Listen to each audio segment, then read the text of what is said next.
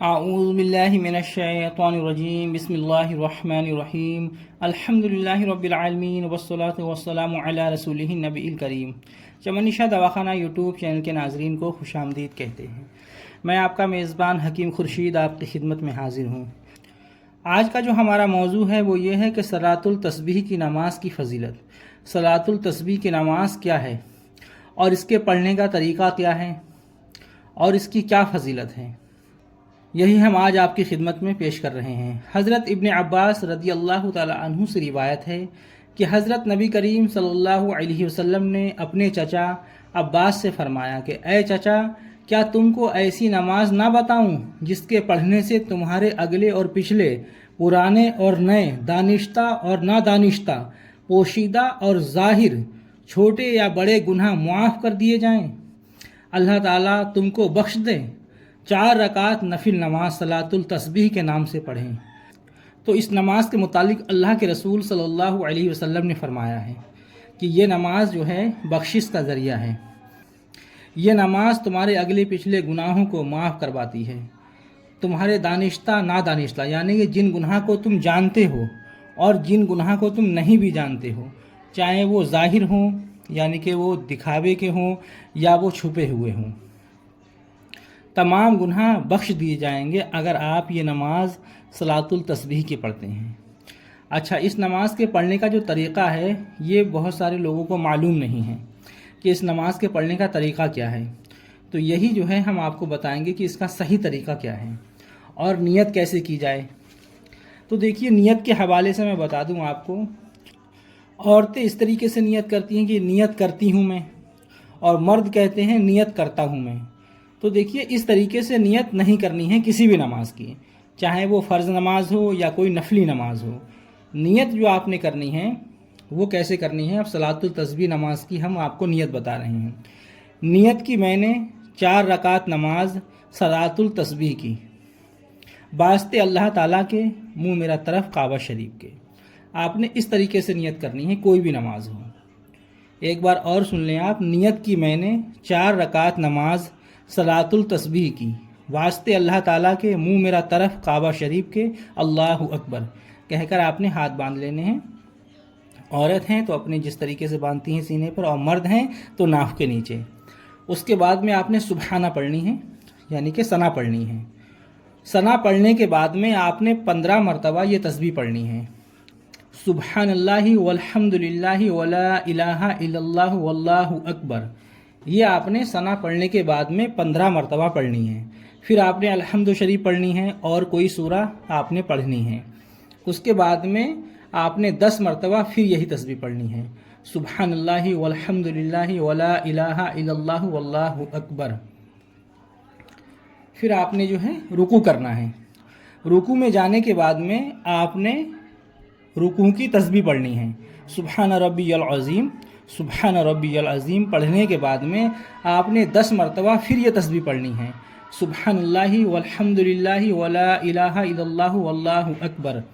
پھر آپ نے رکوع سے سر اٹھانا ہے اور پھر آپ نے جو ہے 10 مرتبہ یہی تسبیح پڑھنی ہے، سبحان اللہ والحمد للہ ولا الہ الا اللہ واللہ اکبر۔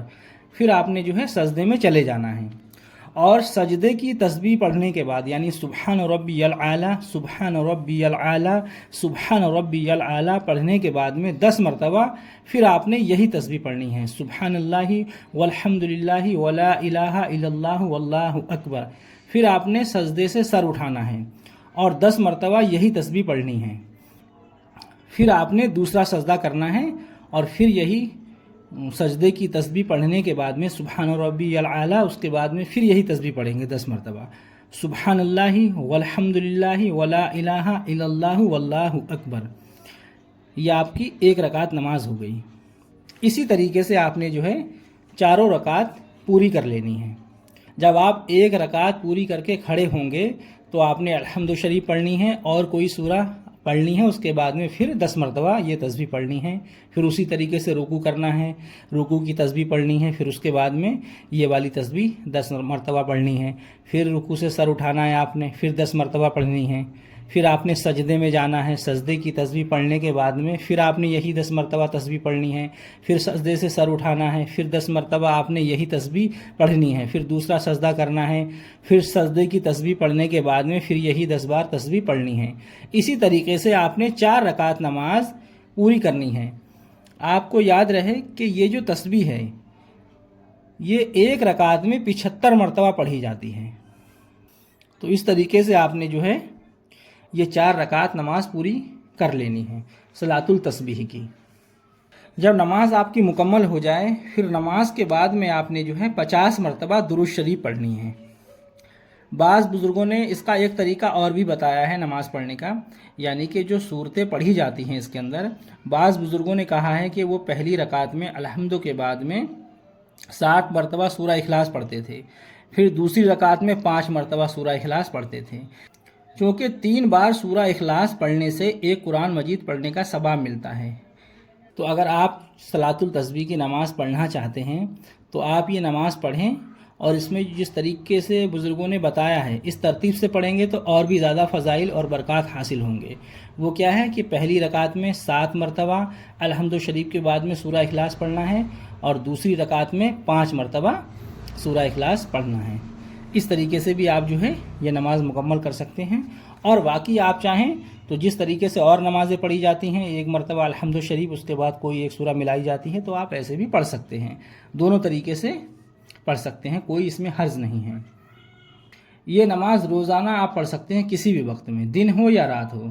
اگر آپ روزانہ نہ پڑھ سکیں تو 8 روز میں یعنی کہ ہفتے میں ایک بار پڑھ لیں، یا مہینے میں ایک بار پڑھ لیں، یا سال میں ایک بار پڑھ لیں، یا تمام عمر میں ایک بار پڑھ لیں۔ یہ نماز آدھے گھنٹے میں ہوتی ہے۔ اس نماز کا بہت ثواب ہے، یہ آپ کو مختصر بتایا گیا ہے جو کتابوں میں لکھا ہوا ہے مختصر طریقے سے۔ تو اس نماز کی پڑھنے کی پابندی کریں۔ اللہ تبارک و تعالیٰ توفیق دے ہمیں نماز پڑھنے کی، صلاۃ التسبیح کی۔ آج کا ویڈیو ہم یہیں پر اختتام کرتے ہیں۔ اللہ تبارک و تعالیٰ آپ کو بھی ہدایت عطا فرمائے، ہمیں بھی ہدایت عطا فرمائے، اور صراط مستقیم کے راستے پر چلائیں۔